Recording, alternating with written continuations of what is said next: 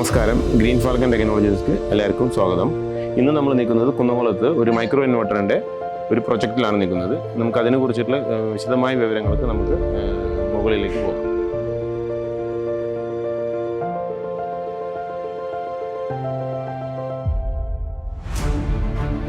നമ്മളിവിടെ ഉപയോഗിച്ചിരിക്കുന്നത് 565 വാട്ടിൻ്റെ ടോപ്കോൺ അദാനി ബ്രാൻഡിൻ്റെ പാനലാണ് നമ്മൾ ഉപയോഗിച്ചിരിക്കുന്നത്.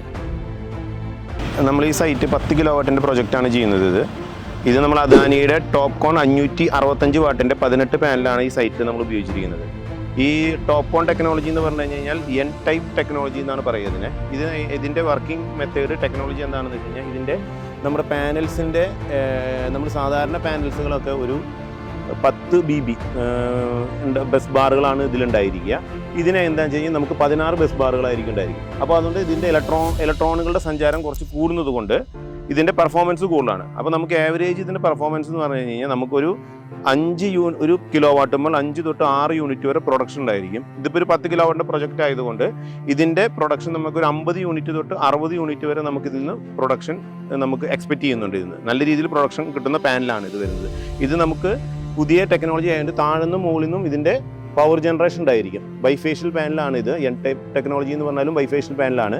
അപ്പോൾ താഴെന്നും നമുക്ക് റിഫ്ലക്ട് ചെയ്തിട്ടുള്ള കറണ്ട് ഇതിൽ നിന്ന് നമുക്ക് ഉൽപ്പാദനം ഉണ്ടായിരിക്കും. അതുകൊണ്ട് ഇതിൻ്റെ ജനറേഷനും കുറച്ച് കൂടുതലായിരിക്കും. നമ്മൾ എർത്തിങ്ങിന് AC DC സ്ട്രക്ചർ എർത്തിങ്ങിന് ഉപയോഗിക്കുന്നത് നമ്മൾ കോപ്പറിൻ്റെ എർത്ത് കമ്പിയാണ്. അത് 10 ഗേജ് ആണ് ഉപയോഗിക്കുന്നത്. നമ്മൾ DC cable 4² mm UV protected ആയിട്ടുള്ള DC കേബിൾസ് ആണ് നമ്മൾ ഉപയോഗിക്കുന്നത്. ഇത് നമ്മൾ എൻഫേസ് എന്ന് പറഞ്ഞ കമ്പനിയുടെ മൈക്രോ ഇൻവെർട്ടർ ആണ് ഇത്. ഇതിന് നമുക്ക് പ്രത്യേകത എന്ന് പറഞ്ഞു കഴിഞ്ഞാൽ ഇതിൻ്റെ ഓരോ പാനലിൻ്റെ അടിയിലാണ് ഓരോ ഇൻവെർട്ടർ വെച്ചിരിക്കുന്നത്.